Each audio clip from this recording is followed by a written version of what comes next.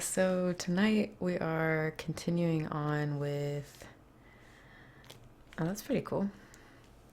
Mine are just like alternate between gray and blue. Which, okay, I'm gonna do eyes for one more second. I watched a video the other day that was really interesting. I didn't know this until literally this year, so I've gone 29 years having blue eyes and not knowing this, but apparently having blue eyes isn't actually a color. Like the body can't produce the pigment blue. So the reason why blue eyes kind of can change color very drastically is because it's like a lack of pigment in the eye. So it's like the same effect that happens with the ocean and the sky. We just like perceive it as blue, which I think is kind of just like took a part of my identity away. It's so weird to know that like my eyes are not a color and they just look however the other person perceives them to be. I know. That's the strangest thing. And the reason why brown is like the most popular is because that is having all of the pigment in your eye that you're supposed to have. I know, right? Woo. Um, and I guess green is like somewhere in the middle. Like you don't have all the pigment, but you don't have none of the pigment. And green is actually like the rarest eye color. It's like 2% of the population across the entire planet. And then blue, I think, follows that up at like 10% or something like that. And then most other people have brown eyes. And then there was like a small category for violet eyes and gray, which mine are sometimes literally gray. I don't even know a whole lot about blood types. I just know that O is like the good one, I think. Okay, I'll get started. Sorry. So tonight I'm jealous. Tonight we are still working with negotiating the non-negotiable, this How to Resolve Your Most Emotionally Charged Conflicts book by Daniel Shapiro. I felt like last time even though I told myself I could do 3 parts of this, I was just panicked about all the information because there's so much to know. And I also got from the library these other books that I really do want to talk about. So even though I don't think we're going to get through everything in this book, my plan, I think, is for the next stream to wrap up the book we've been working on and then do a kind of modified, or I guess I'll just see how much of these I really want to talk about. But there's this one that I also checked out, which is Talking to Crazy, How to Deal with the Irrational and Impossible People in Your Life by Mark Goulston. And I think that this will definitely be a different take and something interesting, because the one we've been working with is kind of more just like conflict in general, and it doesn't really assume that you're talking to crazy, which I think is like a whole nother situation that most people have experience with at some point in their life, if not all the time. If you have like a crazy in-law or friend or coworker. And then the other one is called Beyond Reason, Using Emotions as You Negotiate. And this is by Roger Fisher. And actually, the guy who wrote this book, Daniel Shapiro, is like a co-author on this one. Dang, did I just mess up the focus again? Cripes. I'll fix that in a second. Okay, so some of the chapters in this book seem, whoop whoop, there we go, seem kind of lame, I guess. They're just kind of gooshy goo, and I don't really want to be like that, because I'm trying to provide concrete like advice, but I do think that there's some information in here that would be very interesting. So I think that's my plan from here on out. Ooh, Jesus, what all just happened? Oh, thank you. Oh, I can hit a thank button. What does that do?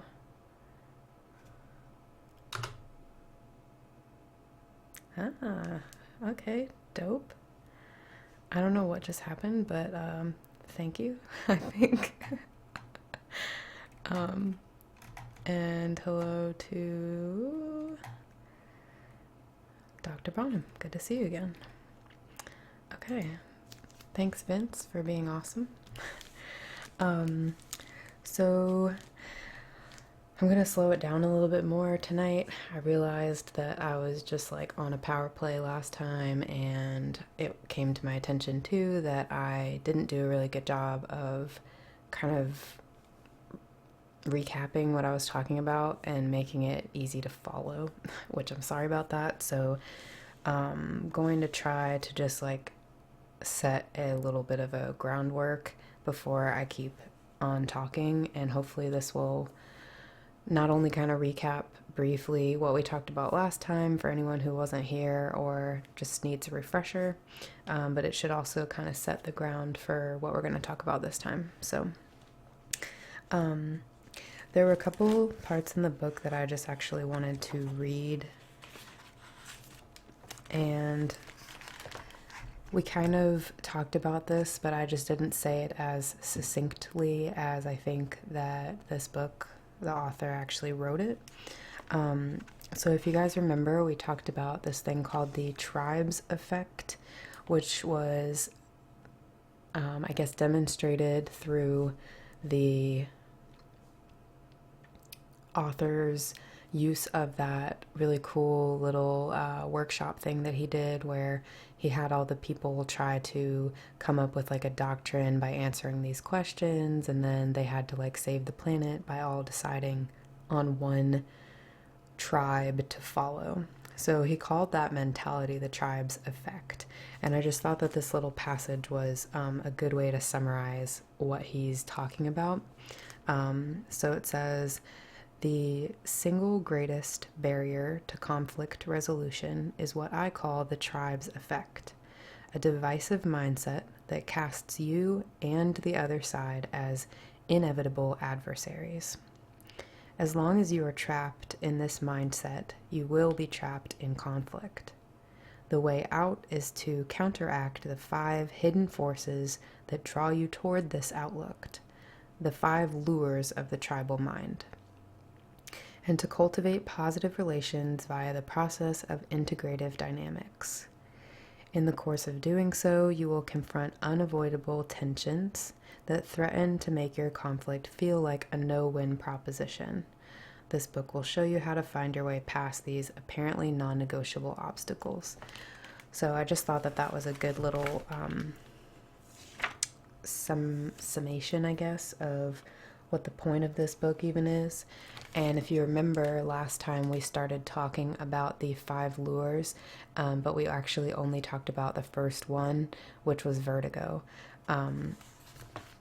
which was kind of like the idea of being trapped in your emotions and kind of incapable of breaking free of them because you're so stuck in that tornado we talked about, and fear is kind of keeping you there, and you don't have a very good sense of shame or guilt for how you feel because you really believe that you are right. And we also talked about the idea of having a conflict script that sort of continues and refacilitates the same argument, which kind of blends into the next pillar, which we're going to focus on tonight.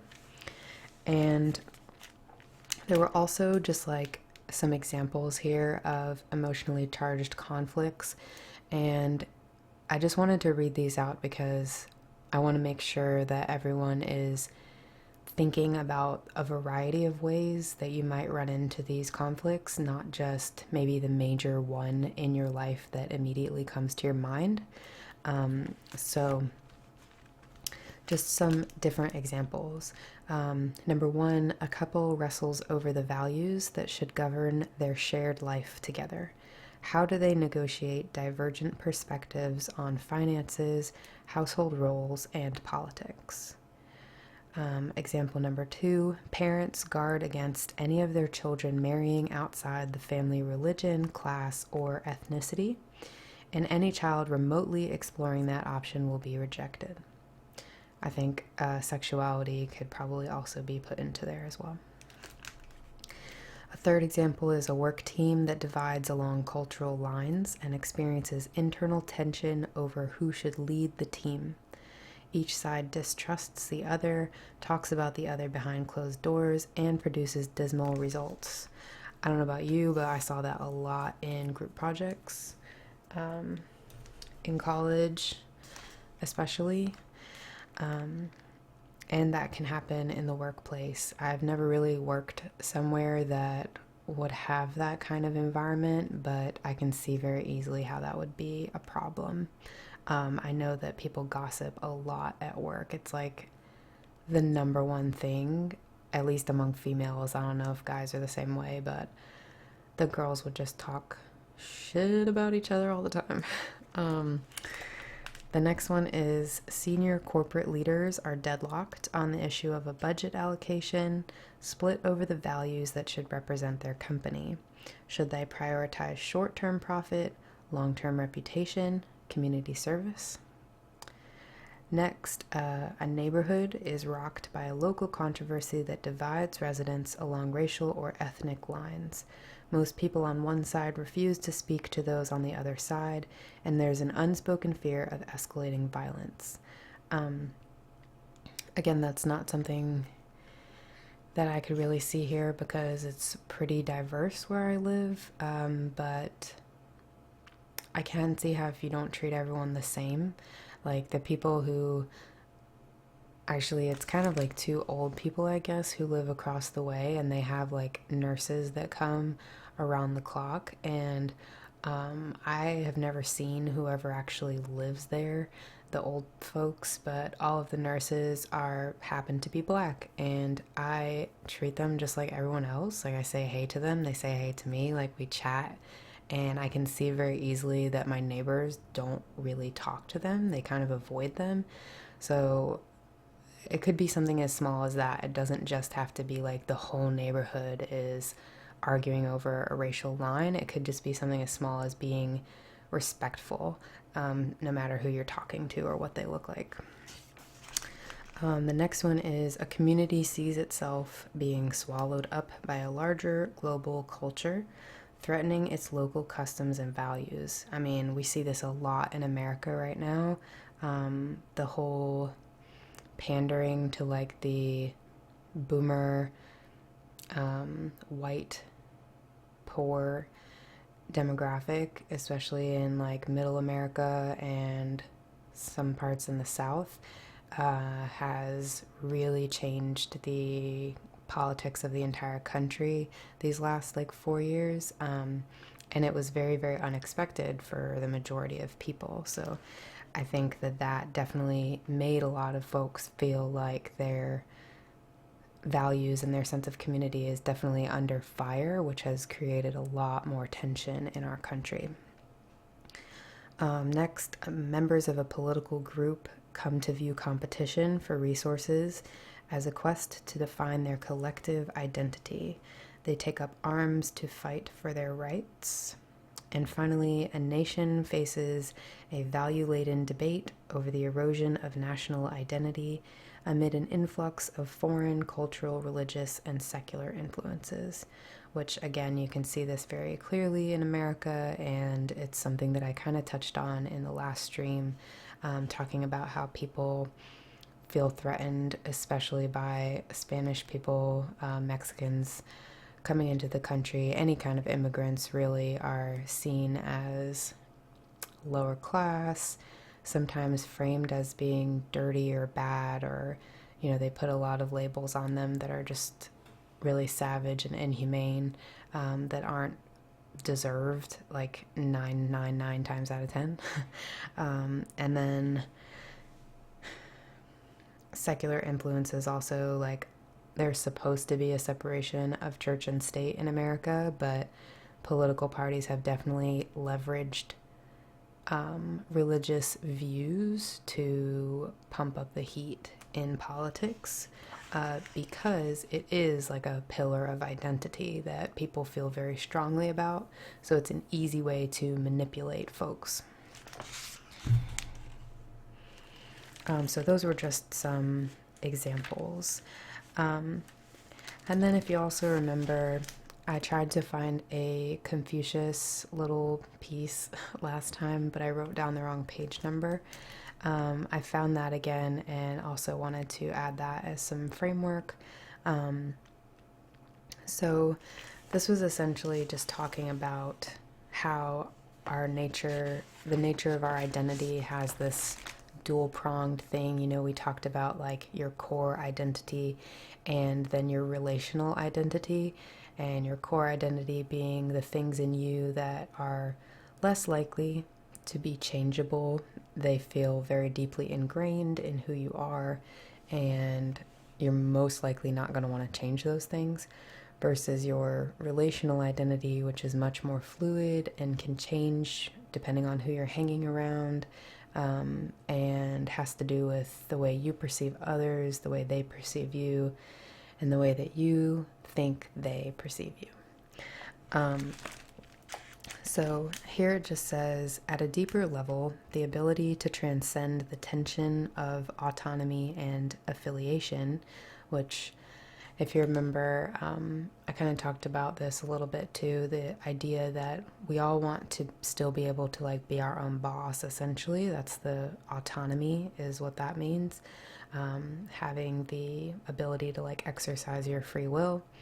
And then affiliation was kind of the opposite of that. It's kind of your relations with others, and it can kind of be more pressured, can make you change your beliefs or the way that you act. So we talked about the idea of striking a balance between autonomy and affiliation as like the ideal that most people want. So it says, at a deeper level, the ability to transcend the tension of autonomy and affiliation represents life's central ethical challenge, a point that Confucius understood well. It is told that he conceived of heaven, earth, and humankind as parts of a singular universe, a great whole. He observed that as we live our lives, we have the opportunity to pass through deepening spheres of existence. The shallowest is to live life in the natural world, governed only by instinct. Once we discover our ego, we realize we have the autonomy to enhance our place in the world. We can self-actualize. Eventually, we come to perceive not only our own ego, but also the greater social order. We enter the moral sphere of existence and feel obligated, or obliged rather, to serve humanity. Finally, we realize that social order itself is but a part of the great whole, which transcends autonomy and affiliation in pursuit of the good of all. So that might sound very confusing, but essentially, if you break it down, the whole point is that if you are able to sort of transcend yourself and work through these different stages of existence and different planes of self-fulfillment, I guess, you'll eventually arrive at a point where you realize that the things that we're kind of arguing over, the things that we clash and conflict and choose to ruin each other and ruin ourselves over, are really not worth arguing over. It's kind of like breaking out of the cycle of conflict altogether. And it reminds me a lot of kind of like Buddhist beliefs and coming to enlightenment. And that's not exactly the same thing, but just this concept of being able to transcend the human, like the things that are maybe not so good about us, that tend to run our lives and make us very unhappy when they don't have to. I know a couple of you in here can probably expand on that a lot, but that's kind of, so learning how to step away from yourself, exactly. It can kind of put a lot of things into perspective and make you realize that it's not worth it, which is something to keep in mind, because I'm not proud of this, but as I was like reading the book, especially in this next part I'm about to talk about. I was thinking about all the times that I've done this, and I realized that I am really stubborn about these things. I don't want to give up my feelings a lot of the time. When I feel like I've been wronged, it bothers me terribly. I'm very, very serious. I know I've said this before about like justice and loyalty, and I just hate when something happens that is a slight to me, not just a slight, but like a serious blow. If someone crosses me in a very dramatic, painful way, I don't want to let go of that. I have a really hard time being able to step back and not be sucked into it. I almost crave getting my point across so much that I just can't stop. And I think that it's a good thing to keep in mind for me and for everyone, just the fact that sometimes you kind of have to change those parts of yourself and find a new way to uphold your own kind of morals and values. If someone really burned you that badly, the odds are that the hard thing to do, but maybe the right thing to do, is to not have them in your life anymore, or very drastically change the way that you interact with them. But I just think that these things are often harder, and we are taught to give people a second chance and to see things from the other side. And sometimes it's also just easier if this person is like someone who's really in your life and maybe you depend on them, maybe they're a family member, or it would just be uncomfortable for you to try to cut them out or deal with them differently. I think that that's a huge primer to get stuck in a cycle of conflict, because you never really let go on the inside of those feelings. I'm sure some people do, but I don't usually. And that's something that I think I need to work on. And yeah, it's kind of, I've never thought of it as holding a grudge, but I guess that's kind of what it is. It's just not getting over the thing that happened, whatever that is. So, yeah, I just think it's important. All of that I wanted to say just to remind you where we are. We're talking about these lures, which I hate that word for some reason, and it always reminds me of going fishing, but the things that draw us into repeating conflict, essentially. And to this guy, there are five major things. The first one was the vertigo symptoms that we talked about last time. And the next one that we're about to talk about is called repetition compulsion, which ties a lot into what we were talking about, but is slightly different. And the other reason why I said all of that is because I just wanted to re-impress the point that thinking about who we are is like kind of the main problem when it comes to conflict. It's because some important part of ourselves is being violated in some way, or insulted, or whatever. We feel threatened because some fundamental part of us feels like it's being attacked, and that's just not always the case. Or sometimes there are just easier ways to deal with that than blowing up into a fight.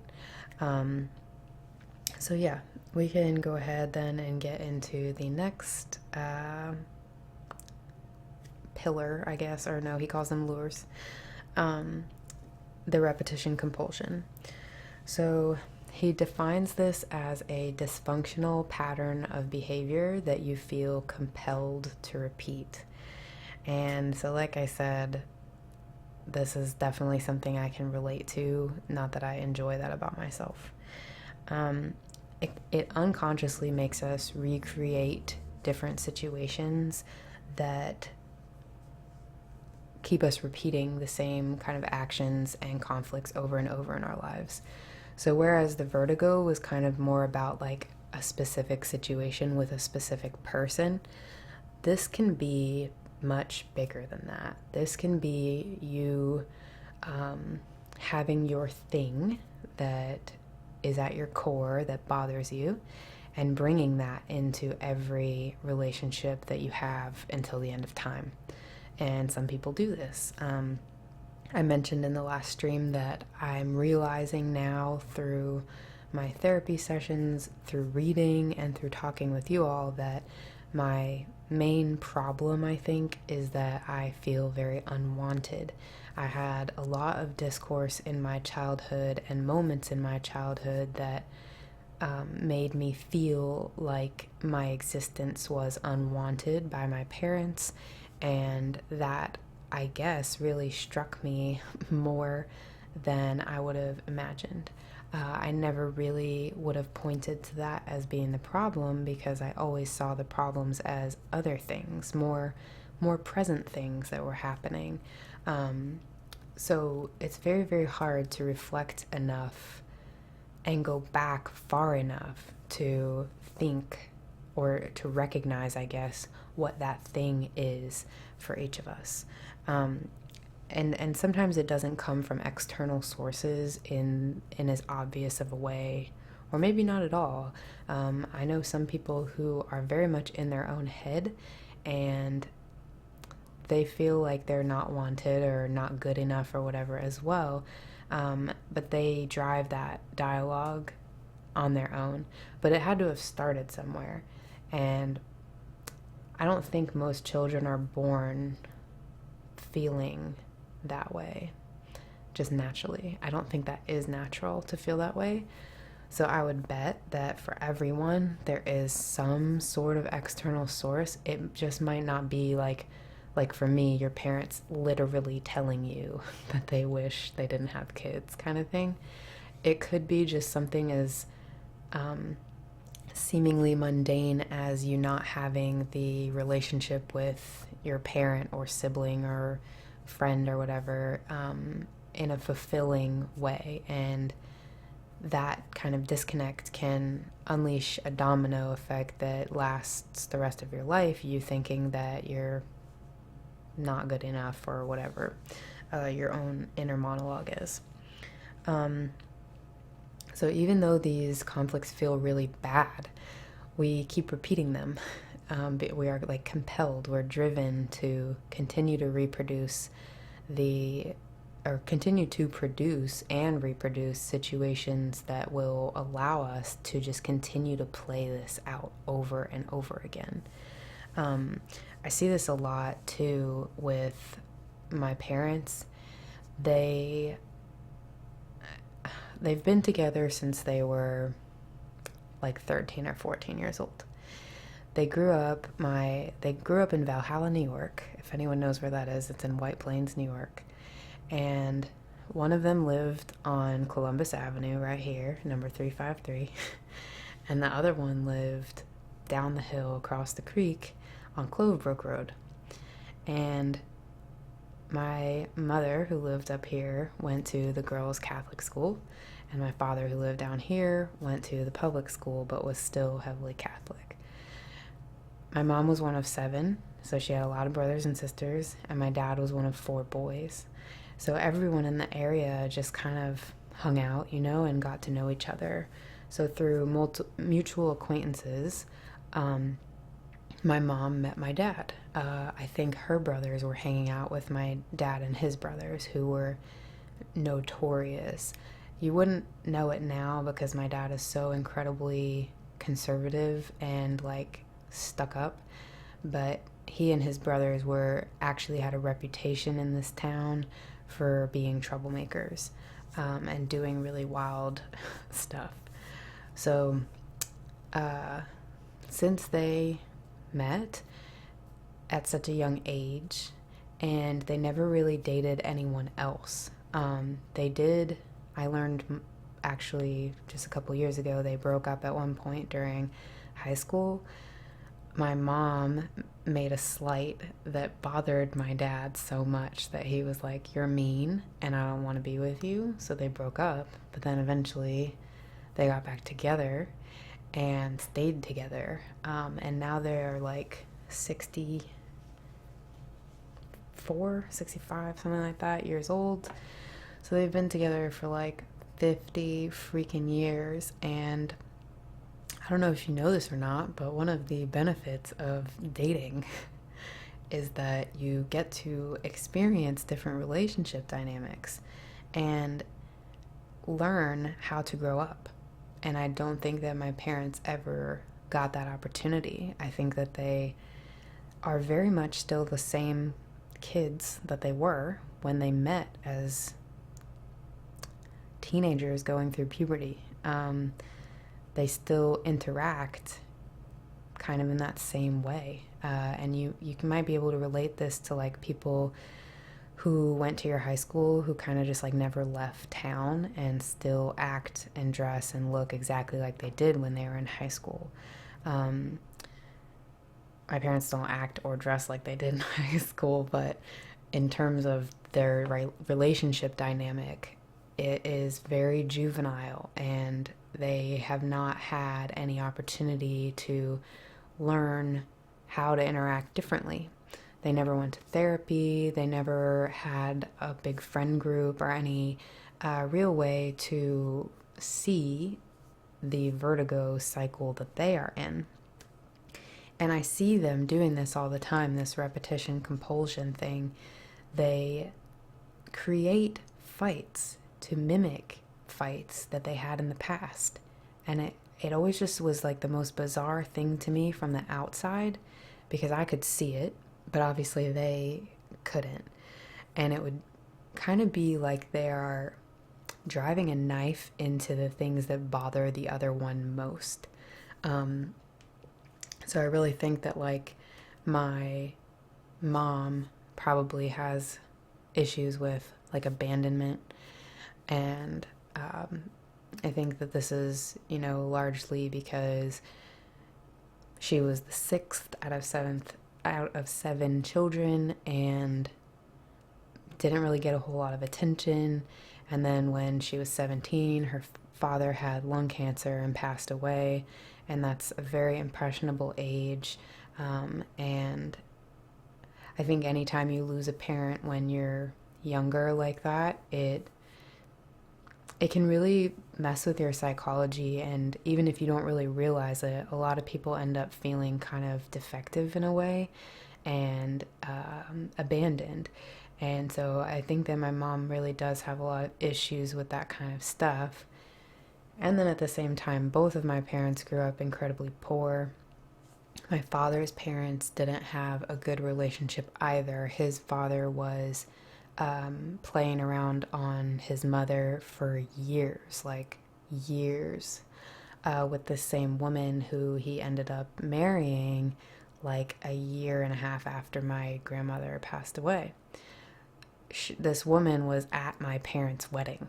Okay, so that was a messed up situation. My mom's home life was a messed up situation, and they were both incredibly poor.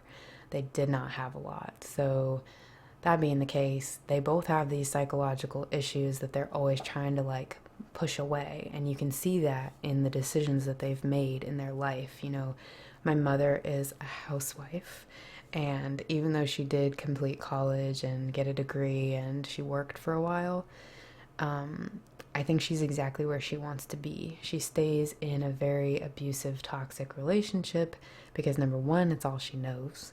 Number two, she is getting satisfaction out of feeding these repetition compulsions when she argues with my father. And number three, my dad makes a lot of money, so she loves that. She likes hoarding money because she didn't have things. So on the other hand, my dad became a doctor, and it wasn't just good enough to be a doctor. He had to be the chief of his department, and he has fought tooth and nail every single person who he didn't like along the way, whether it was a boss, a coworker, some random person. The only people who get in his good graces are the ones that pump up his ego and tell him how great he is. So there are a lot of really interesting dynamics there at play, and watching them create these fights, you see what they go after in one another. You see them kind of picking at those old wounds in one another, and it's just really, really sad, but I think that we all kind of do it. I think that they are an extreme case because they've had 50 years to build these things, and they have strong underlying feelings of not being worthy, good enough, wealthy enough, well-liked enough, and it's messed up. But that's their situation, and that kind of played into the way that they dealt with me as well. I'm sure that they did the best that they could with what they had, but since their relationship already occupies so much of their time, their children just kind of became like pawns for them. Pitting kids against one another, telling them really mean things, withholding money or whatever, like all of this then played into my psychology and my brother's and the way that we interact with other people. So now I've been able to see this in every relationship I've had, whether it's a friendship or more than that. I always feel like the other person doesn't really want me around. Like there's something that I don't know, and I just look for it all the time. Like I look for the alternate meaning. I've gotten a lot better about this, but since my parents were always kind of like manipulating me and surprising me with hidden messages, I then worry that every single person that I meet, no matter how much they tell me that they like me or that they want to be my friend or that whatever, I'm always just like wary of that, and I don't truly believe it. And then it ends up being a problem. And I'm sure that I've intentionally and unintentionally pushed people out of my life because I can never feel fulfilled. I can never feel wanted. So I start these fights in my relationship, whichever one I'm in.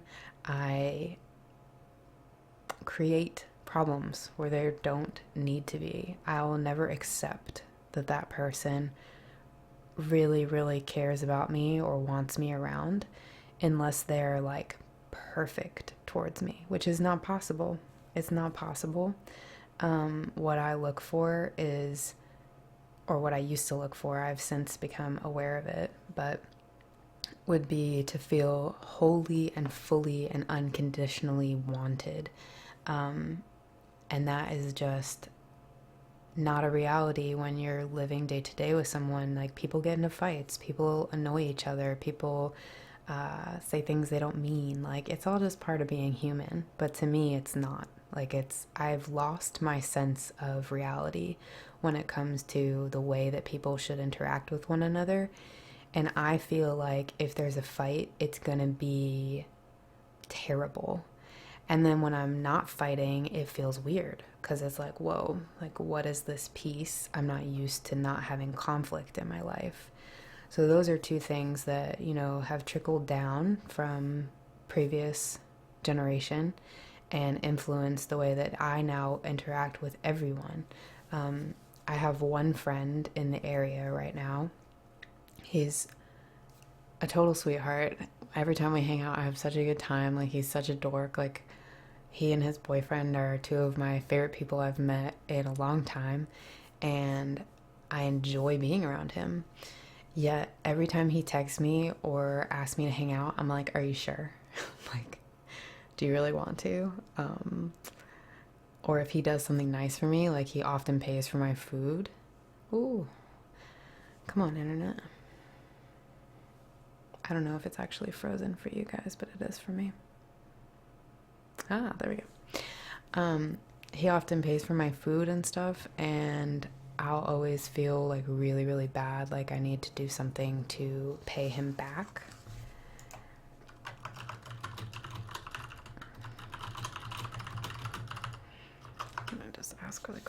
Okay. So you guys got to see me just dancing and being stupid. Okay. Whatever. If it's still going, it's still going. Mine's just freezing and weird. Just, I guess, let me know in chat if it stops for some reason. Dope. Okay, cool. I'll just keep talking. So yeah, like I saw one of you say, like, it just gets in your head, right? It makes you feel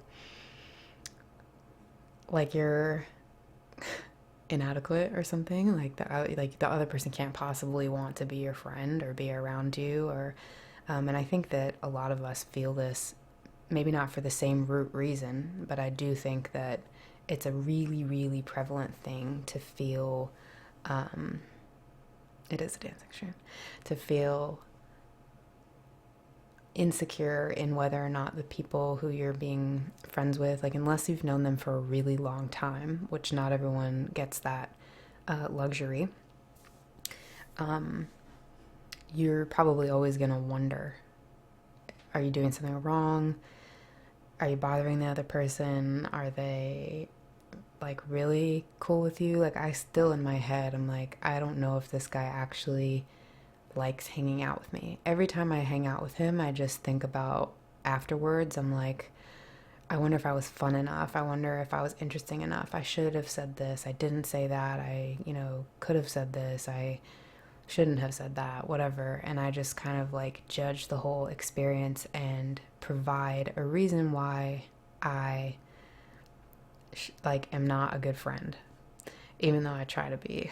And I guess I just don't know what people expect anymore, because I've had it in my head for so long that I'm not wanted. So it's very, very hard, like I said, for me to be in touch with reality with that. So here's how this repetition compulsion distorts perception in conflict. This is the kind of process, I should say, of what happens. Number one, you suffer an emotional wound. So for me, the old emotional wound is the things that my parents told me that made me feel unwanted. New emotional wounds might be something that my friend or partner or aunt or whomever says to me that make me kind of emotionally spiral all the way back to that initial emotional wound. Either way, you suffer an emotional wound, okay? Secondly, you exile these painful emotions to your unconscious. So this is kind of the old emotional wound, not a new one. Like for me, it's taken me years of therapy and reading and trying to finally understand why I do this. So it does become a very, very unconscious thing. And even when you think you've figured it out, there's always another layer deeper until you can really get it down to like a sentence. I am not wanted. You're not there yet. And I didn't know that for the longest time. I thought like, oh, well, it's because my parents did this and this and this and this. And like when this happened, and then that happened. My friends did this. And like, I thought this person was my friend. I just have these long diatribes as to why I act and feel the way that I do. But then when it really comes down to it, it's just this little thought. I'm not wanted. That's it. It's not more complicated than that. So I would challenge you, I guess, or if you're interested in finding out what you're bringing, what baggage you're bringing to all your relationships, I would try to go back and distill that down to something. What really helped me was thinking about my first memory of my parents. Both of the memories that I have of them are not good. It's like kind of like the first time I was really hurt by them seems to be the first thing I can remember about them.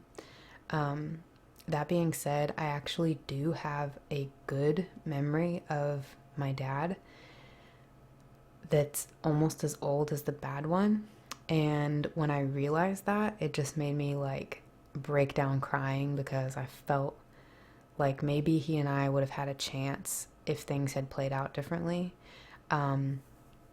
And that can kind of help as well. You can see maybe who's worth redeeming in your life, or who isn't necessarily not on your side, if that makes any sense. But I would just think back to like friendships, school situations, just think about your earliest memories and try to see what they are, what happened in them. Like, was it a good memory? Was it a bad memory? Were you scared of something? Did someone say something to you?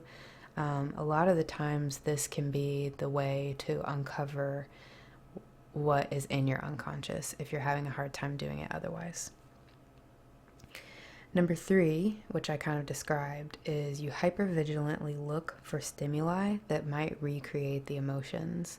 So like I said, like when I've been in relationships, I am constantly kind of like waiting to be rejected, I guess. So I look for a slight, I look for a dig, I look for a misspoken something or another that can become my evidence, my proof that this person really doesn't want me. And that just overshadows everything else and becomes like the template for what's wrong. And then number 4, you unconsciously attempt to alleviate the pains. So you create what you fear, / what you want to avoid. And in the book, I think I talked about this a little bit in the last stream. There was a couple that he used, Jen and Mark, I think their names are, and they were the ones who argued over the bedspread. And they also, Jen, had abandonment issues, and every time her husband Mark would leave to go away on a business trip, she thought she was being, or she would relive those feelings of being abandoned, which her father left home when she was like 5 and just never came back. So you can see how that would be a long time scarring issue. And she was able to finally identify that like going on these trips would, when he would come back, when her husband would come back, she would be like fuming at him and picking a fight at every little thing and just acting like a crazy biatch because she was like worried, that this guy was gonna leave her too. And so then she would create such tension in her marriage that he wanted to leave, So you kind of do that on the scale no matter what your thing is that you just make it so. I think I'm not wanted, so I make people not want me eventually by constantly looking for why they don't want me. I can't just like chill and accept their word, if that makes sense.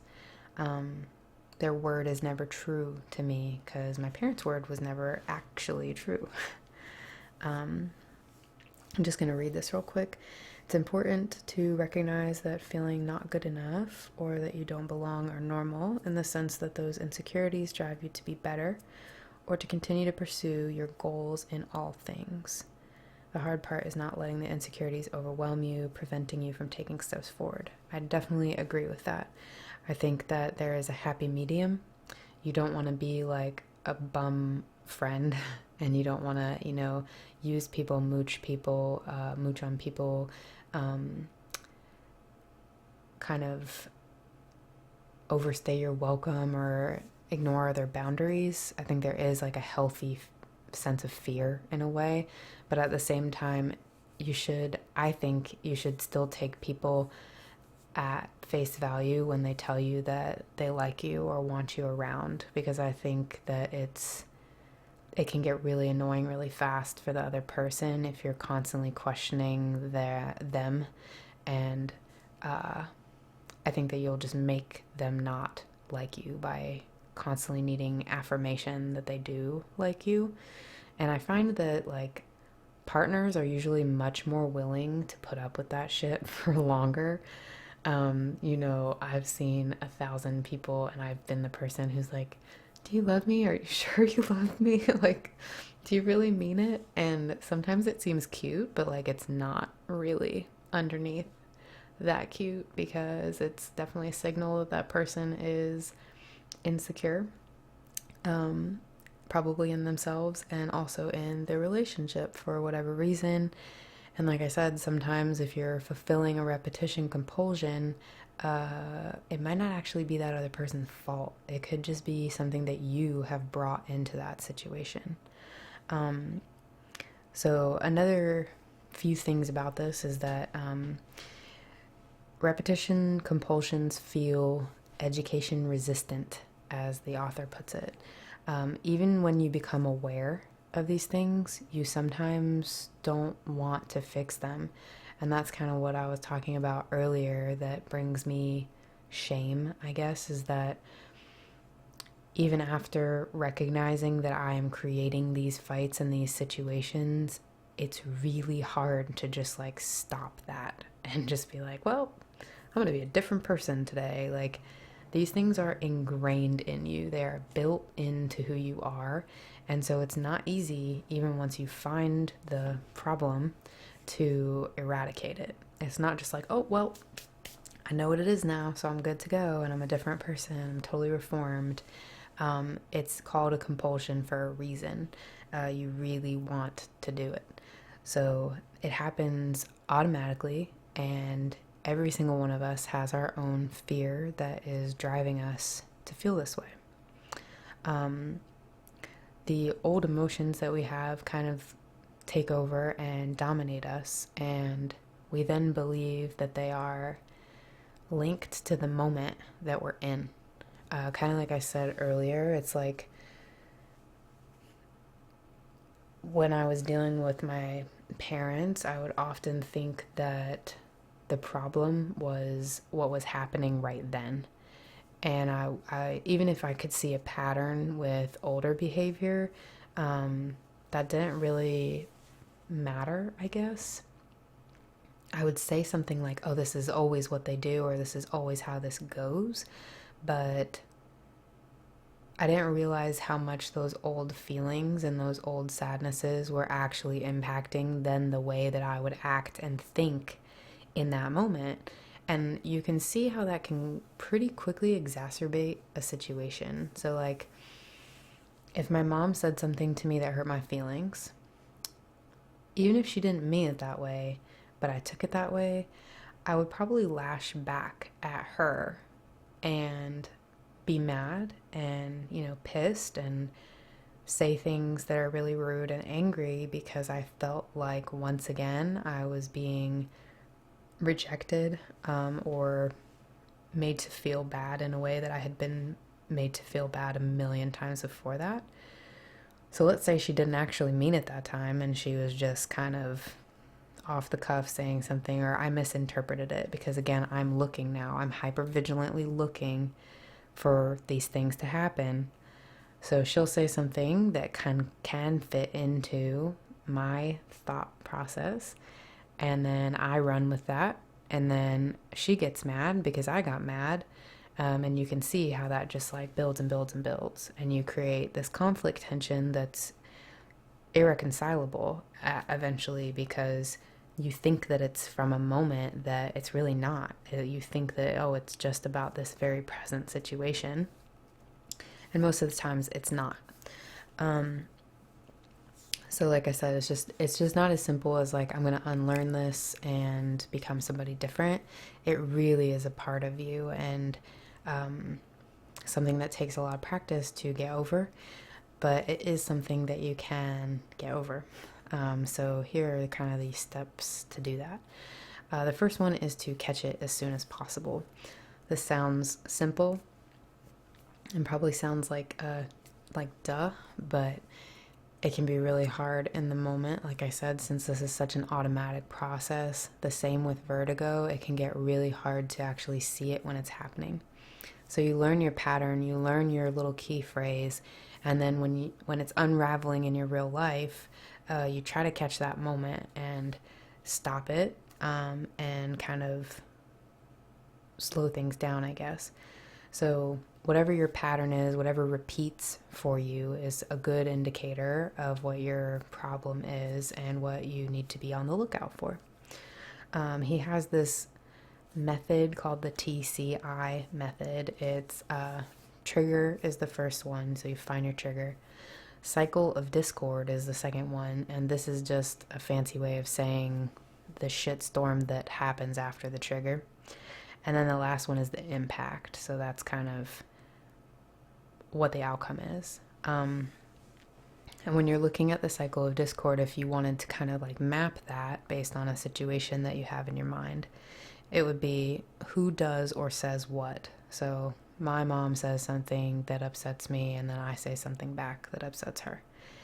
Number 2, how does the other person respond? So I blew my top, so she blows her top twice as much. Number 3, why? Why?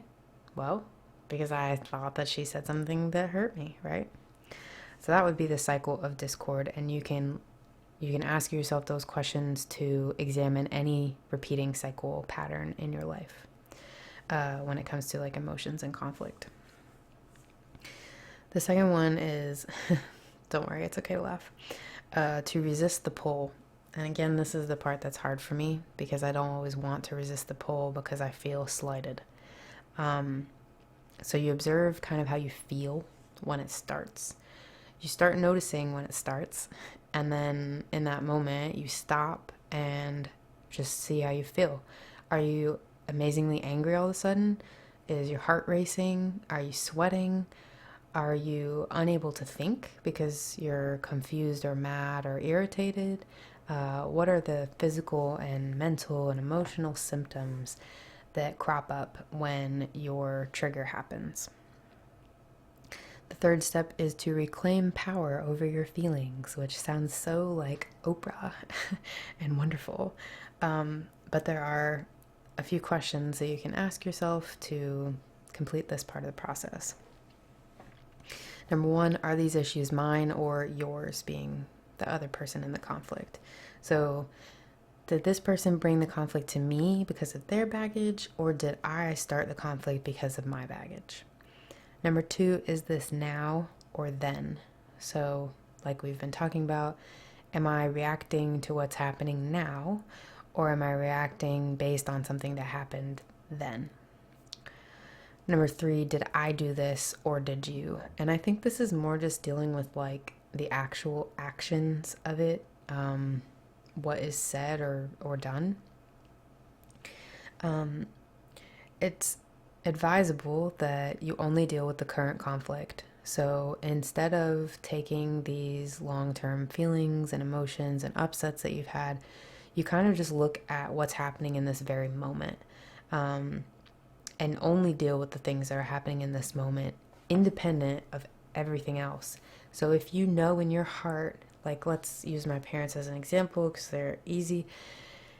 My mom knows in her heart that my dad is, she hates the fact that he's like narcissistic about his looks, okay? So she just knows for a fact that he is full of himself, let's say.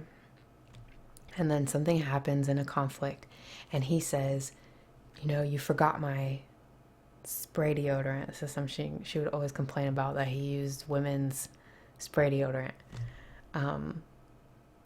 So she hated that. It bothered her. I guess it was like her way of emasculating him or something. And he just thought the smell wasn't, he's very sensitive like I am. So the smell doesn't bother him. And that's what he likes to use. Whatever. What does it freaking matter? But anyway, she would, if she went to the store and forgot the deodorant, okay, then he would come to her and be like, how dare you, forget my secret deodorant. And then my mom would be like, this guy is just fucking full of himself. And then she'll probably rip into him like, well, you shouldn't be using female deodorant anyway, and I think that you're just a little fucking bitch, okay? So yes, this is actually what would happen. So if though they were only dealing with the current conflict, she would then say something hopefully like, I'm sorry that I forgot your deodorant. It was a mistake. I'll go get it. Or, here's some money and you can pick it up on the way to work tomorrow. Or I'll send one of the kids to go get it. Or whatever. Like, if they'd only dealt with the current conflict, it would have just been about the fact that she forgot the deodorant. It would not have also been about the fact that she thinks he's dumb for using it. Yeah, it's really rough. And it is a high school mentality, 100%. And there are a million things that I could go on and on with that about, but like they both have those things about each other where they just have it set in their head. Like my dad loves to say that my mom's very competitive. So if she ever does well on something, he just takes that as like he can never congratulate her. He's just always like, like you're just super fucking competitive and no one wants to play with you. Which again does not sound like something a child would say, like no one wants to play with you. And then so they would escalate that conflict. So they're always in the then and they're never in the now. And I think that this is an easy cycle to fall into when you're around someone for a long time. So you deal with the current conflict and you might be surprised. Like I actually had this in my current relationship where I really did pigeonhole this person into what I thought of him. And one time, I don't know what got into me, but I was just able to like step back and see like maybe I wasn't right. Maybe I wasn't right for how I felt or what I believed. And I was very, very surprised by, like, it was almost like I learned that he has more emotions than I thought, which is such a terrible thing to say. And like I just wonder how many other people did I do this to, because it's really easy to like stereotype or to put someone into a box and say this is all they are. They're not anything. And I kind of talked about this last stream too, how like we all think we're so complex to ourselves, but then when it comes to other people, we just simplify them down to nothing. And it can take away their ability to express their emotions. And I mean, a lot of you here are guys, if not all of you.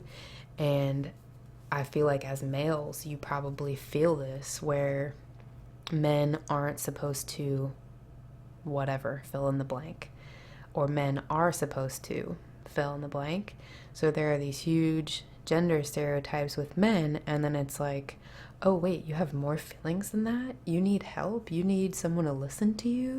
Like, how dare you, kind of thing. And it surprises people, and then they make a judgment about that. Well, true men don't have emotions. Like, true men don't need to talk about things and whatever. And that's just, it's ridiculous, but it's also very limiting and can make it to where, why would that person want to talk to you then? Why would that person ever want to try to come out of their shell to you if you just put them in a box and tell them exactly how they are? Chances are they're not even going to want to be your friend anymore after that, because they're more complicated than that. Oh yeah, that's true. We do have a panda and a polar bear here. Yeah, every male is supposed to be very stoic and traditional and to take care of the woman and all that, and not have feelings. And I think that that's just a broad example of the way that if you stereotype and simplify someone in a conflict, then you're not really ever going to see them as anything different. You are not allowing them to be anything different. So that's another huge perk to just looking at the current conflict. Every time you're in a conflict, try, unless you're guarding yourself, unless it makes sense. If someone has cheated on you, lied to you, done something like that really compromises your moral values or your ethics, I mean, then just don't be stupid. Like, you've seen a red flag or you've already been crossed, so get rid of the person. Like, don't sit there in some sort of weird limbo. That leads to more conflict and grudges and terrible fights and things that are very unhealthy. So let's just say, though, with a normal person who's just been in your life, just deal with the current conflict, and you might actually be really, really surprised sometimes at the way that they react when you stop forcing them into a cycle. Next is to investigate the origin, and I say if you're up for it. It can be really hard to look at these things, like think about your feeling, your statement, I'm not wanted, whatever that is for you. So you don't have to do that if you don't want to, but it's a good thing in the long run to try to push yourself to do, I think. And then the other two steps are you can choose to release the pain, which is the hardest part for me. You can also turn it into a strength. So, for example, I can turn around then and say that, okay, well, everyone in my life who I care about, I'm going to make sure they know that they're wanted by me and that I care about them and love them and think of them as a whole human being who's worth being respected and worth being treated well. And that's kind of become who I am. Like, that's a huge part of me. Before I was even ever able to articulate that, I was constantly sticking up for people, getting in the way when someone was about to get bullied or stepped on. I always made it me and not them.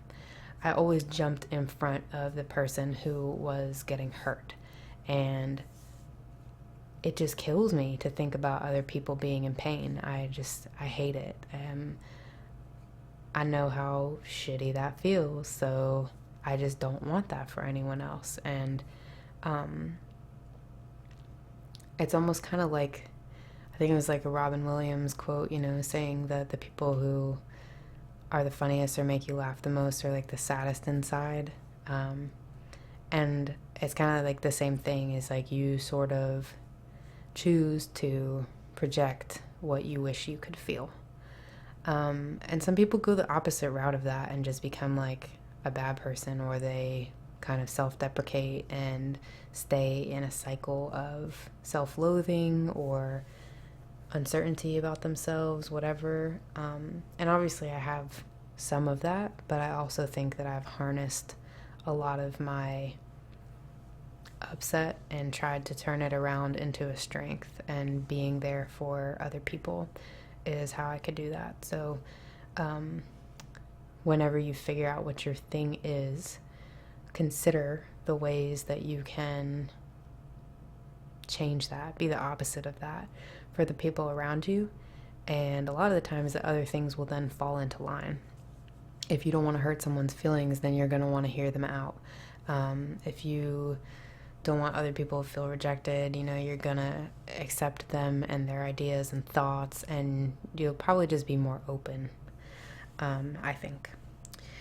The last step to kind of getting out of this repetition compulsion is to add a new routine. So essentially breaking the cycle, but again, that kind of sounds a little... create an alternative based around your trigger and patterns. You can create a time and place for certain discussions. You can change your behavior, so like either apologize or empathize when usually you would butt heads.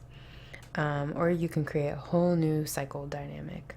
So kind of the point of all of these is to, like, you identify what your problem is, and then instead of feeding into that, you just create something new. You learn what your triggers are, you develop a new pattern, a new behavior.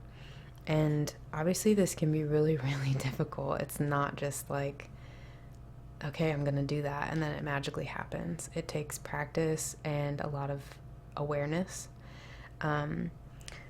One of the things that you have to do is to reconceptualize your identity.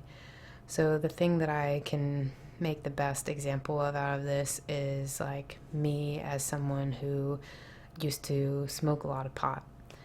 As I've talked about, I did other drugs as well, but that's not really the same for this conversation. So the thing about me is when I would smoke a lot of pot, I kind of had like a mentality, right? Like, it's not legal where I live and never has been anywhere that I've lived. So there's a little part of me that was like, oh, I'm an outlaw. I kind of like enjoy this, like living on the fringe. It made me feel more marginalized in a way, which I think everyone kind of wants, because that's like the golden ticket to nobody being mad at you in a way, if that makes sense. I think people crave fitting into those weird niches that make them special or different or untouchable in a way. And it felt exciting, I guess, and also like a little bit of rebellion that I enjoy, because I don't rebel like much at all in the general scheme of things. I'm pretty much a rule follower through and through. So being able to kind of like say fuck you to like authority, especially like injustice with police and stuff, like it was my little, it's in my head. I'm not saying that any of this is really real. I'm just saying that in my head, this was kind of the thought, was like, I don't like the way the police treat people. I'm doing something that's illegal. I'm not getting caught, and this is my like little act of rebellion. Was it really? Like, no, I'm not really making a difference by choosing to smoke weed. Like, nobody cares. It's not that big of a deal. It also just helped me to connect with characters and movies and music that I really, really like. I still really like those things, but I felt more accepted by those things when I was smoking, because it was like I was a part of the culture. If I'm going to listen to, you know, rap and hip hop and R&B that talks about smoking, and I'm also doing that, I'm like, yeah, like we're a crew. Am I a part of that crew at all? No, I have zero right to be a part of that at all. I appreciate it. I love the music like so much, but just because I smoke doesn't mean that then I'm that person. So I had this image in my head of how I felt when I was buying, smoking, selling, whatever, with drugs, weed specifically. And then when I have made the decision to quit, it's like I was going to lose a part of my identity. Like something that made me feel good about myself and the things that I enjoy was going to go away. And I wasn't going to be able to talk with people on the internet anymore who also enjoy smoking and like be a part of that subgroup of people. I wasn't going to get along as well with like even my friend here that I have, he and his boyfriend smoke, and now that I don't, I'm like, they're not going to want to hang out with me anymore. They're not going to like me because I'm not hitting the pipe. And that's hard to do. It's hard to just like change that and be okay with the fact that it means something to you then. Then I'm just like, okay, I'm back to being this rule following white girl who is just vanilla. And I like don't want to be seen as vanilla because I mean, who likes that? I think most people want to be the hero. Most people want to be cool. Most people want to have allure in some way and be a part of the fringe in whatever way that is. If it's grunge and punk and metal, like that's another huge facet of me. If someone told me to give up my lip piercings, to stop listening to metal, to like, I mean, I would hate that. I love that. That's a part of me. It was very difficult for me to stop wearing scene clothes and to stop dressing in all black. I mean, that was like a huge part of me, and I felt not myself with it. So you can see how these things are like really deeply ingrained in you and make you feel like you belong in a sense, and then now you're taking them away. And it's the same thing with these conflicts. It's like it's a part of you to argue about these things and bring them into your world and make them other people's problems. And when you think about not having them, you're like, okay, well then what? Like, who am I now? And we've kind of talked about too how like depression and anxiety are other parts of that. I don't know about anxiety because I've yet to meet a soul who actually wants that to stick around. I would fucking love for my anxiety to go away. But depression definitely like feels like a part of me. Like, it's just something I've known for so long. And the thought of being like a happy person is hard for me, especially because a part of my brain still goes to the fight of like, people don't really, or like my medical providers don't really think I'm depressed. They just think I'm an angsty teenager. And then me learning to hate the people who were positive and bubbly because they represented everything I didn't feel. So now it's like, okay, well, if I'm happy, am I just like a beezy? Am I just like, oh my God, like, am I gonna turn into like this valley girl and I'm gonna flip my hair and like twirl it around my finger and act dumb and like show my tits? Like, I don't want to become that person. And part of me feels like if I am cured of my depression, if I ever get onto a medicine or a therapy regime or whatever that makes that go away for me, who am I then? I'm not edgy anymore. I'm not, I don't have these problems. What if I really like to wear bright colors all of a sudden? And what if it just means something to you. Even if it doesn't really mean something, it does on some level. Like, it becomes a part of your identity, and we don't like those things to be attacked, and we don't like them to be changed. And that's the whole like basis of this idea of conflict. These pillars of identity that we have really become who we are. And that includes the stupid cycles that we choose to repeat in our relationships with other people. So you do have to reconceptualize your identity. You do have to just sit down and be like, okay, all right, cool. I don't smoke pot anymore. I don't wear all black anymore. I can't do whatever, okay? And then, so what then? What's a new way that I can feel connected to these things? Like, or how can I maintain what I cherish about these things while also taking the step for me that feels healthy? And when it comes to conflict, that might just look more something like, how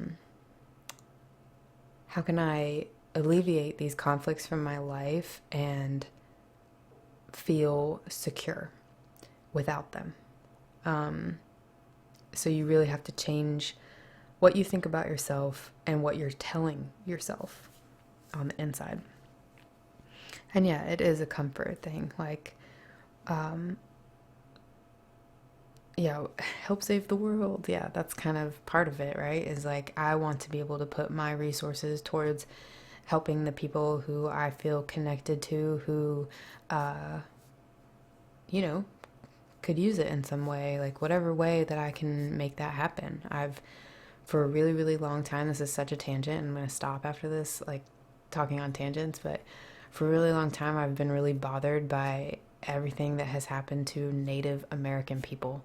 It just really makes me mad. Like, I just feel horrified for the way that things have ended up for Native American people. And on the same coin, I also hate what's happening to immigrants, because we're all immigrants to this country in the first place. But anyway, those are things that I would want to like allocate resources to in my life, to trying to, not that I'm like the white person who needs to save everyone, but just because I genuinely care. If there's any way that I can actually help that, or, just educate myself even, that would be useful, then I want to do that. And you can do that in all sorts of ways. So I do agree, though. It's like, what do I do with my mental energy? Like, I used to spend so much time dwelling on my relationship with my parents, and now that they're cut out of my life, I have all this extra mental space that's not being clogged up, and I've had to learn how to fill it with positive things, like spending 3 days a week reading books to stream. So that's a huge part of it. You can use your imagination. You can create a sort of vision board. Again, that kind of sounds lame, but it's actually really helpful. I kind of talked about this on Patreon earlier too, ironically.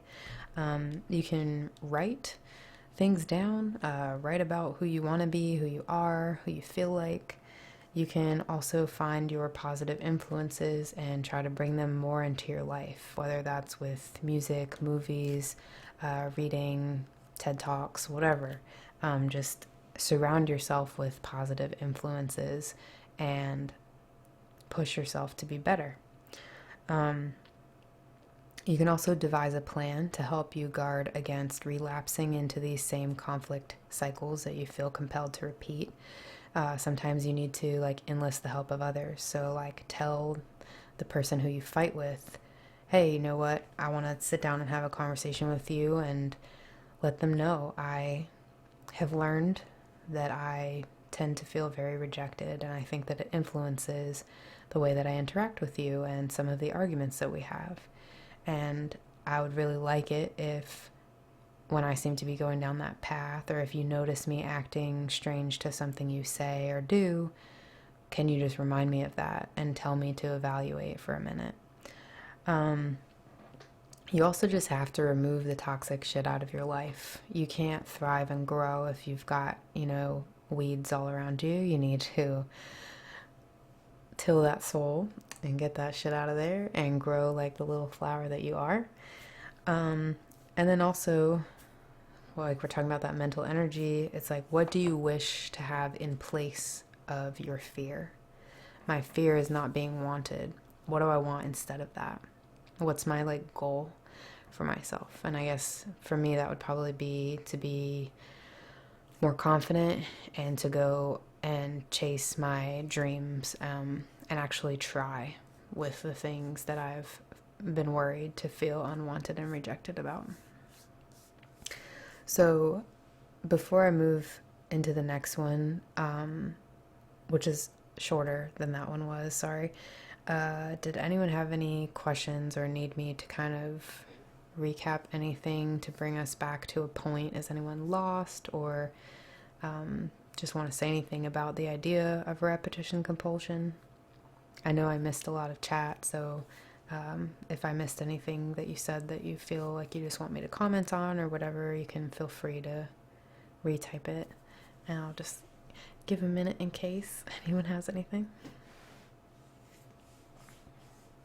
And yeah, I agree. Getting out of your comfort zone is huge. Huge, huge, huge. That's definitely been what I've been trying to do a lot lately, and I'm terrified. But it helps, I think. It's been helping. I feel different. Thanks, Boonin. I'm trying.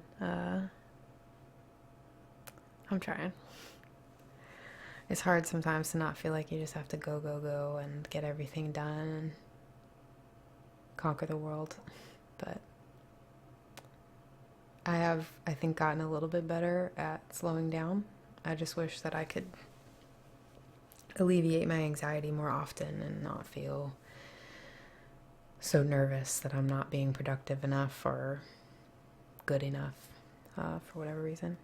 But okay, it looks like no one has any real questions or anything, so for the last half hour I'll move on. It's my constant mood. Thanks. So the next thing is called taboos. So we had vertigo, we had repetition compulsion, now we have taboos. I assume that most of you know what this is, what taboos are, other than the fun game, board game that I actually really like. But just to rephrase it in the way that he says it, he says that taboos are social prohibitions, whether they're actions, feelings, or thoughts that a community deems unacceptable.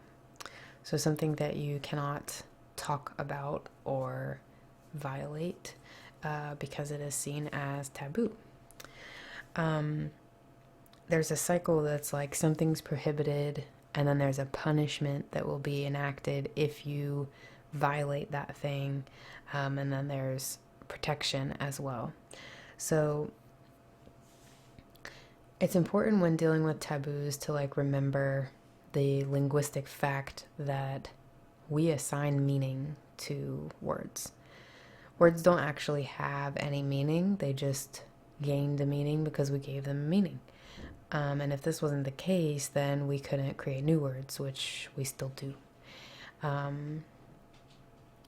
So when it comes to a taboo, it's kind of silly in a way because it's just something that we've all agreed upon to be not okay.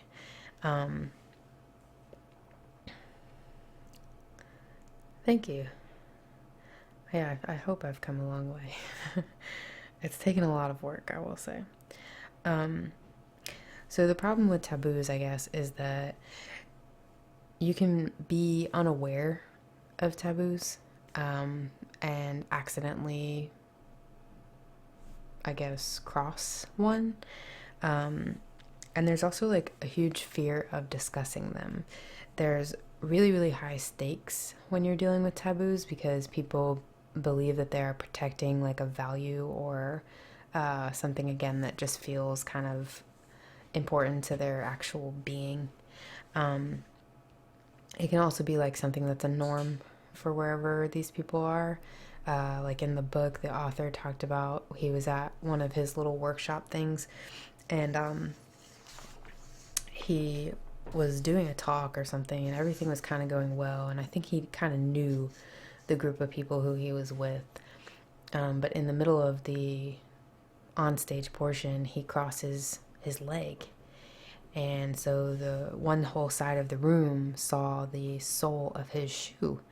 And where he was, I think somewhere in the Middle East, it's hugely disrespectful to show someone the sole of your shoe. So that was like a taboo that he accidentally messed up and really offended these people, and then had to kind of go back and say to them, like someone pointed it out to him, like, hey, you showed the sole of your shoe to all these like royalty people. And he had to be like, just wanted to say that I realized it was pointed out to me that I showed you the bottom of my shoe and I didn't mean anything about it. It was an accident. And then everyone was like, fine again. But in that moment, since that's something that's like really not okay by them, it wasn't okay. And I think that we all kind of have some taboos in our life. They can be like that on like a bigger, like a cultural scale. But they can also be like familial. For example, in my household, it was not okay to talk about anything non-conservative, but like especially sex was like hugely off the table. I'm sure a lot of you have seen like Christmas Vacation, the movie, and there's like a specific scene where a woman gets out of a pool very seductively, and that was like deemed too sexual for our family to watch, even though we were like 6 years old or whatever. Had no idea what was going on. My parents would always fast forward through that part. Don't watch that, okay? So there's a lot of times that it is the best Christmas movie. Yeah, exactly. It's always fast forwarded because like the adults who are conservative are like, oh no, and then the kids are just like, what's the big deal? I don't know. I'm sure at a certain age you'd realize what the big deal is, but it's just one of those things. So since I knew that this was a taboo in my household, it actually ended up being a problem for me. I had no idea about anything in that department.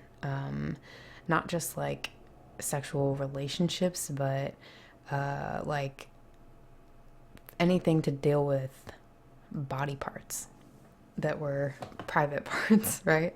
So any of it. I don't know if I'm allowed to say all that stuff on Twitch, but you know what I'm talking about, okay? Up top, down bottom, girls, boys. I just had no like real knowledge of most of that stuff, the actual like medical things, and like I believed a lot of the rumors or like gossip that would go around about just different, like, all the dumb stuff that kids would talk about when it came to sex. Like, it was always just a lot of dumb stuff. So I didn't know what was real and what wasn't real. And trigger warning, this might get really dark for a second.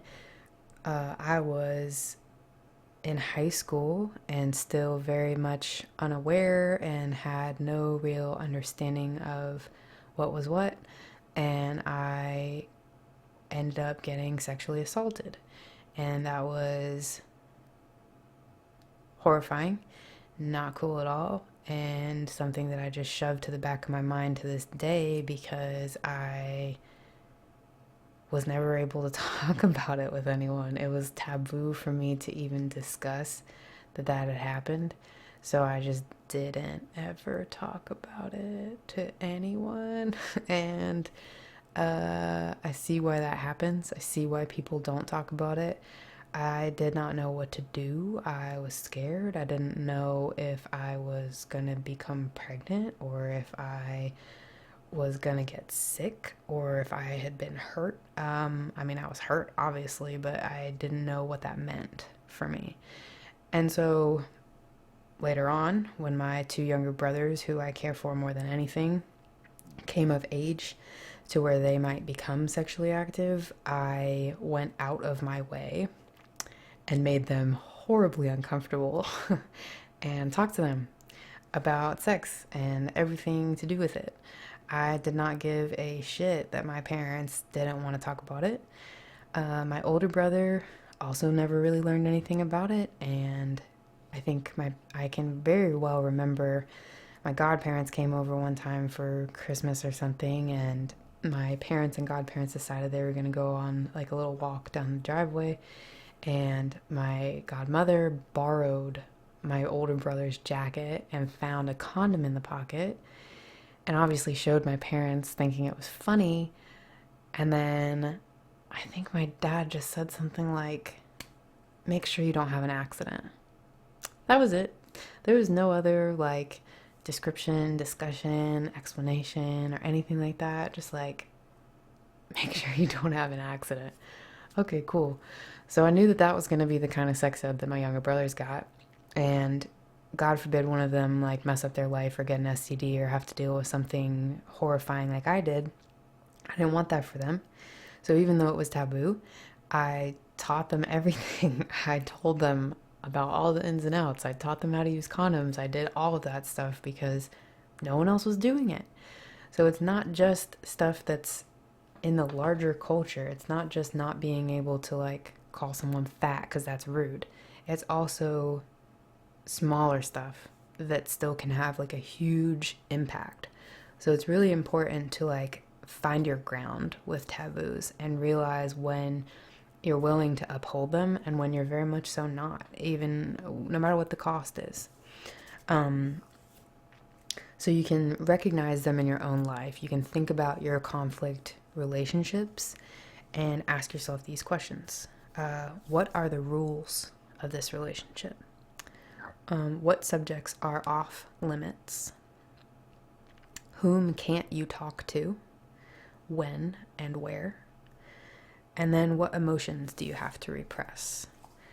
And I think that this encompasses a lot of stuff, and then all of a sudden you realize that you do have a lot of taboos in your life. Most people, even with their partner, their husband, their wife, whatever, have things that they don't talk about.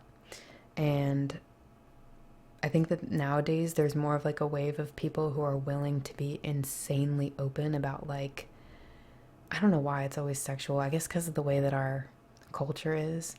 But like what they like, what they're into, what they don't like, all that kind of stuff is like something that I think a lot of people don't talk about. And they're like married to these people for 30 plus years and like have no idea what's going on in the other person's head ever. I'm sure that there are other things that also follow that. I'm just trying to think of any. I mean, of course, like with conservative stuff, it could be religion or politics or anything else. Sometimes within a family, like one family member becomes ostracized. That's me right now. And no one else is talking to me. Like, I think that it would be taboo probably for one of my younger brothers to talk to me because then they would be like betraying the family in some way. And yeah,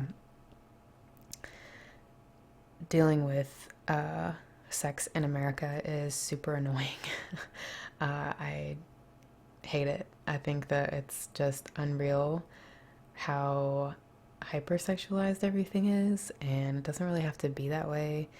And I also think that like the majority of people are not sexually fulfilled, even though we talk about it all the time and we put it into like every ad and like commercial and poster, movie poster, whatever. Like it's always about that. But the sad or kind of messed up part, I guess, is that it's all on the surface, like superficial level, and we don't actually ever deal with like the reality of it. I don't know if that makes sense, but I guess that was what I would say. And yeah, this whole thing of like abstinence only education is like ridiculous. Ridiculous. I mean, it just assumes that people aren't gonna ever experiment. Like, they are. It's human nature. It's gonna happen. So, and that's kind of like the education that I guess prevailed in my house, which obviously didn't work out that well. So these can be things like taboos can be things like personal expression, so like secrets. They can be things like blasphemy. So like, for example, you can't make comments about someone's kid. I had a friend on Facebook, which I've since deleted my Facebook, but I've had a friend on Facebook who her kids were just absolutely horrifying for me to look at. And she posted a lot of pictures of them, so I'd be like mindlessly scrolling through memes and then like actually yell and jump away from my computer because one of her spawn would be there just like looking at me, and I hated it. So I wasn't able, obviously, to be like, your kids are ugly and they need to get off my timeline. So I just muted her, right? Like, you can't talk about stuff like that. And you also can't like scold another person's kid unless you're, I mean, pretty much nowadays you just can't do that no matter who you are. There's also like association taboos, so like people that you can't hang around, or places that you can't hang around. Like, oh, if you go down to this area, you know, you're obviously a meth addict or something. Like, and maybe that's not even the case. It's just kind of like a stereotype, and people are like, okay, don't do that. Yeah, I agree with that. It being the elephant in the room for sure. And yeah, it is a taboo, definitely. I would say to deal with other people's kids, just because you cannot comment on someone else's kid in any way that might seem even slightly negative. Uh, you can't reality check anyone. It's blasphemous, literally. Um, so taboos kind of like in general limit our freedom. They limit what we can say, sometimes what we can do. But we can kind of like creatively overcome them. And I actually think about this thing that I think I saw on Facebook before I deleted it. This friend group, one of the kids in the group, I think had to wear a certain religious garb or something like that. And the kids wanted to all go trick-or-treating together for like as a group costume. So they designed their costume idea around this kid having to wear his religious clothes or whatever the case was. So like in that way you can kind of like creatively adapt and deal with taboos and include them into your life without having to just be one way or the other, which I think is pretty cool.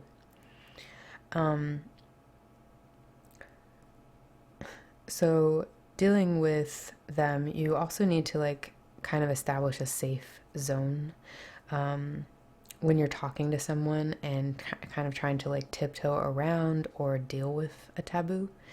You have to kind of clarify the purpose of your conversation to make it apparent to the other person that you're not attacking the thing that they refuse to talk about for one reason or another. You can also establish boundaries in the conversation, so know that neither of you will ever say whatever certain thing, and that can kind of give people a bit of like a buffer zone and a feeling that they're not going to be attacked or compromised in any way. You can also reaffirm your own morals in other ways. You don't have to, it doesn't have to be like black versus white when it comes to taboos. If you just really don't agree with it, or if you're really trying to uphold your own taboo, you can find, like I said, creative kind of ways around that and still stick to whatever your values are. You also can have a conversation where you and the other party both know that neither of you has to commit to any sort of change, which can be really huge because then people are kind of more willing to talk about the other side. And I think about this again, like with politics specifically, I think that people would have a lot of an easier time discussing, not arguing with politics if ahead of time they would say, okay, look, I'm not trying to change your mind. You're not trying to change my mind.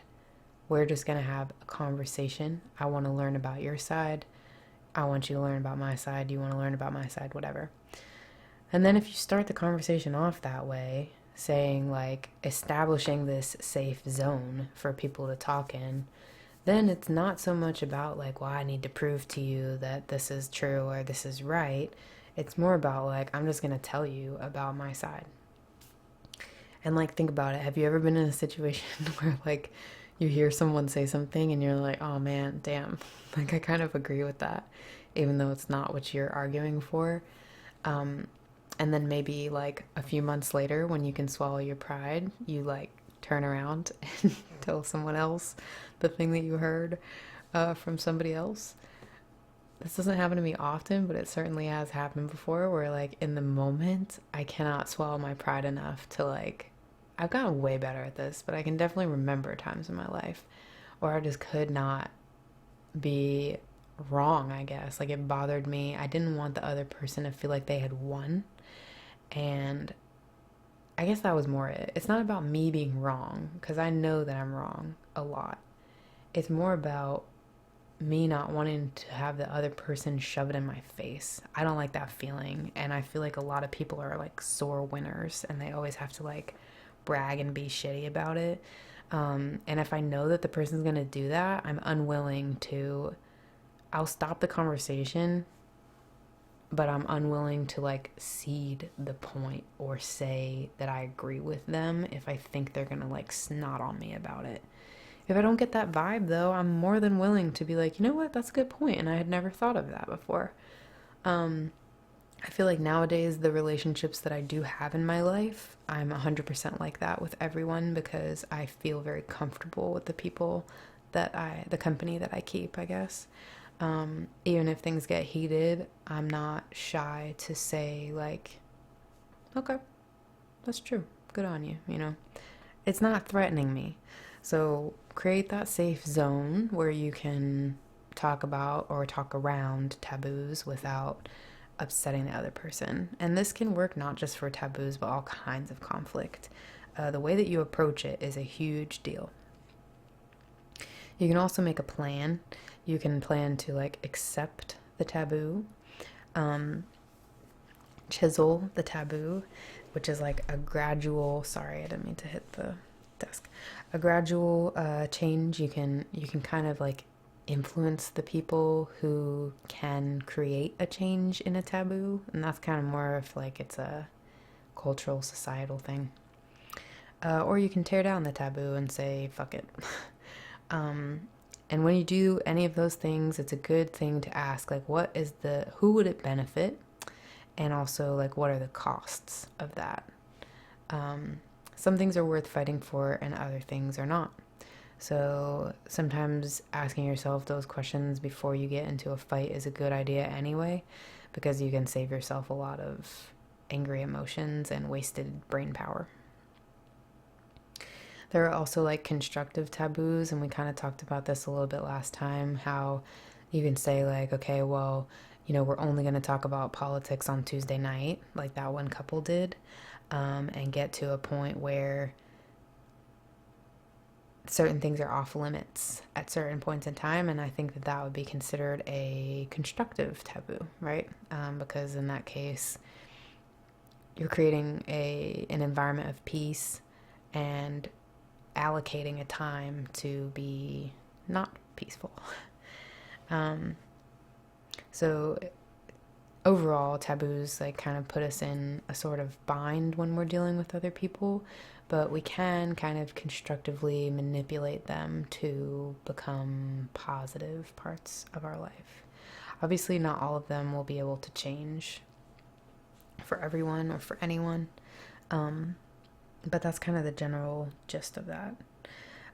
So I know that we're almost out of time, and I don't want to keep everyone up super late.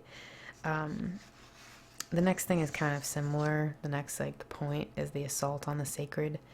And as I said, I think I'm gonna condense the last few points and round out the point of like the book or any other just like helpful tactics maybe, and then kind of also talk about the emotional stuff and dealing with situations that are just completely irrational, people that are just completely irrational, because I think that that's different than everything we've been talking about.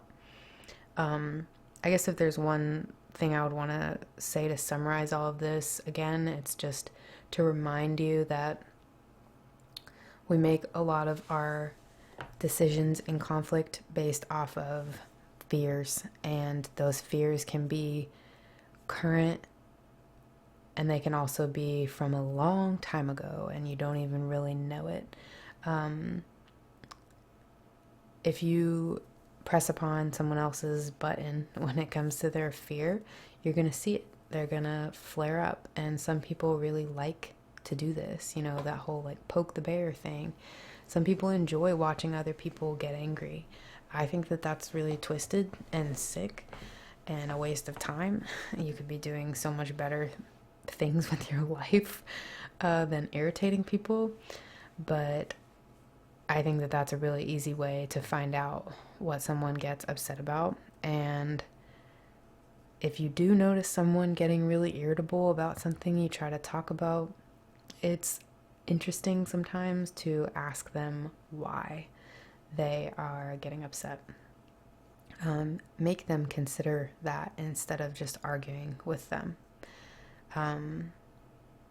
Lay down ground rules. Just slow down. People are just so quick to jump down each other's throat and discredit someone, oversimplify someone, make someone into the villain. It's like you need to have someone to like hate. I just think that we all could take a minute to reconstruct our identity and think about really what we want to interact with in our life, who we want to interact with, what goals do we have, and what interests us, and if we don't know, what can we do to figure out?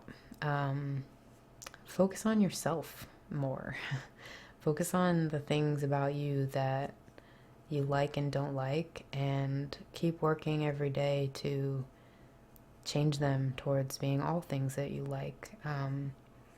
At the same time, don't forget that we're all human and people make mistakes and say things they don't mean. And obviously a huge point of what I've talked about with vertigo and repetition compulsion is the fact that it's really hard to recognize, and it's very much automatic for pretty much all of us. When these things happen, it does take some introspection and time to get it and know why you're doing it. So that's completely normal. Don't beat yourself up if you're going through that process. It's easy to sit there and just say like, I suck and like I have all these problems and whatever. But it's really worth it to snap out of that mentality and stop being sad for yourself and fix it. With those compulsions and those conflict scripts and the things that you just believe that you're right about, I would say look back to that idea with Confucius and the Great Whole, and just this idea that like we can transcend. That's just such mortal, like small thinking to be like, oh well, you know, I'm upset about whatever. There's no reason to be outraged over such unimportant things. There are bigger issues in life. There are more forces at play and better things to put our energy into than clashing with other people who are probably not that different from us anyway. So yeah, if you guys had any other questions, thanks, Curtis. I'm happy to answer them now or talk about whatever. And I'm just thankful that you guys came and listened, and I hope that this topic has been interesting. Like I said, I'll continue it next stream, which will be on, God, we're going to be in February already. I guess it'll be around the 3rd is Monday or something like that. It'll be next Monday. And then the rest of the month, I'm going to try to focus on topics having to do with romantic love and relationships, since it is February. So we'll be talking about love stuff since it's Valentine's month. And I think that I'm hoping that that can be helpful. It might not be as like lecture based in the sense that I think sometimes when it comes to relationships, it's not clinical the way that these things are. It's not always easy to just put it down on paper. At the same time, if any of you have any things that you want me to discuss specifically when it comes to relationships, like either a topic idea or a specific problem, please, please, please tell me. It would be so helpful for me to have specific directions to work in. You can send me an email. You can send me, I gotta stop shaking that desk. You can send me a message through Twitter or Instagram or wherever we are connected. Even here on Twitch, there's IMing. I don't know how to do it. I don't know how to start it, but I can see it. So yeah, just let me know if you have anything. I won't say who you are or who the problem's for or whatever. I'll make it as general as you'd like me to. But it would just be good to have some directions to go in that people actually want to hear. So yeah, I think it's very interesting to look at conflict and examine it. It's so weird to see what triggers us as human beings and how easily we can be triggered by certain things that do or don't bother other people as well. So thank you guys again for coming, and I hope you all get a good night's sleep. Like I said too, I'm gonna move the stream forward as long as it's okay with my moderator and he's available. I think I'm gonna move the stream forward at least a half an hour to try to help the East Coast people not be up as late. So yeah, there should be also a replay in Discord. So thank you guys and have a good night.